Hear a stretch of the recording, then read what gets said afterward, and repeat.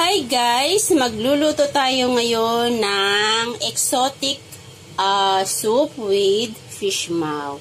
So ito po yung aking sabaw. Ito po yung tinatawag nilang fish maw. Ito po yung sinasabi nilang sa loob po ng malaking isda. So na-dry muna ito. Tapos iba-blanch. Tapos na rin po itong na-blanch.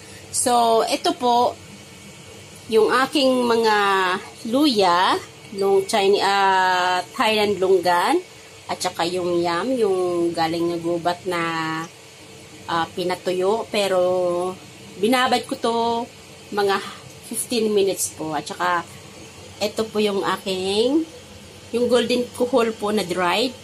So ibinabad ko po to ng more than 1 hour kasi napakatigas po para matanggal itong shell niya.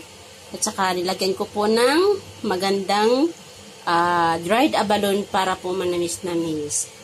At saka ang hinalo ko po palang manok is yung kailangan po yung made in Hong Kong na manok. Sa mga nagtitipid po na amo na gustong uminom ng masarap na sabaw, hindi ko po alam. Basta po, ang ihalo nyo po dyan sa special na sabaw nila na ganito po ay yung Hong Kong na manok. Wala po siyang taba. See? Bali buong buong manok. At ang aking karne po ay ganito rin po ang ihalo ninyo. Yan. Masarap po ito. Yan. Worth $60 po ito. At saka yung aking manok po ay worth 105, isang buo po ito. So, kung gusto po ninyo na masarap ang sabaw, kailangan po is maganda ang budget. So, pero kung halimbawa sa nagtitipid po yung amo, hindi na po ito kailangan. Bali, ito lang po siya ang kailangan. Ito lang. Ito.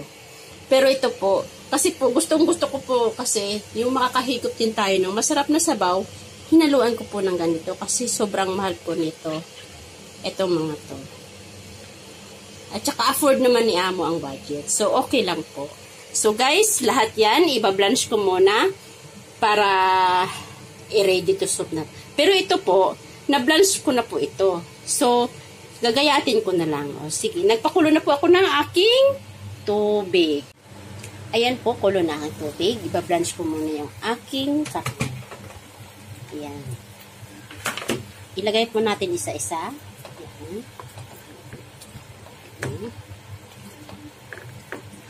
Iba-blanch po natin at least 10 minutes po para matanggal yung dugo-dugo.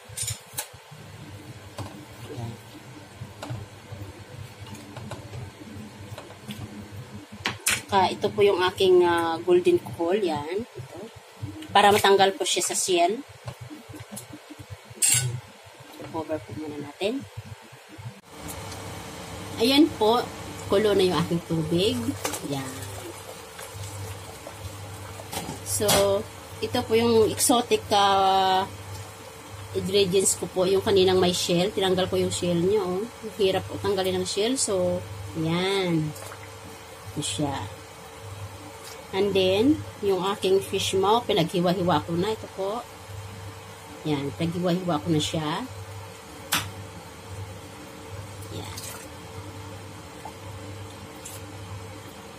At naglagay din ako ng 3 hiwang luya para matanggal po yung lansa.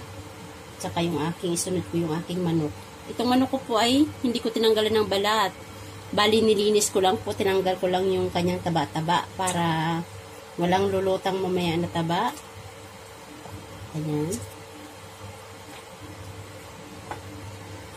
At saka yung aking karne. Ayan.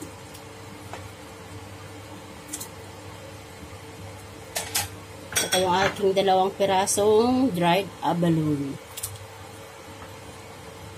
At saka yung yam ko. At saka Thailand longgan. Ayan.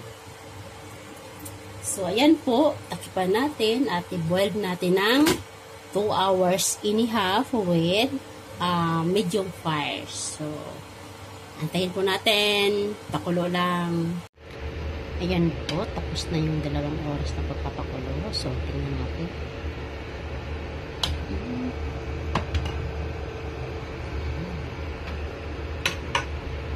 Ayan po.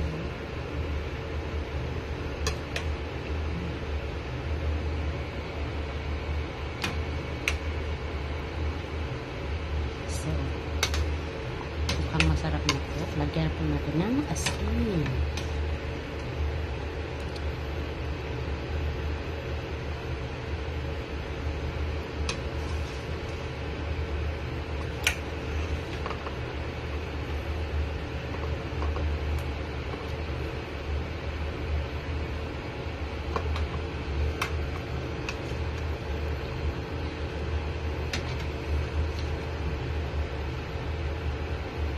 Ikot na po tayo.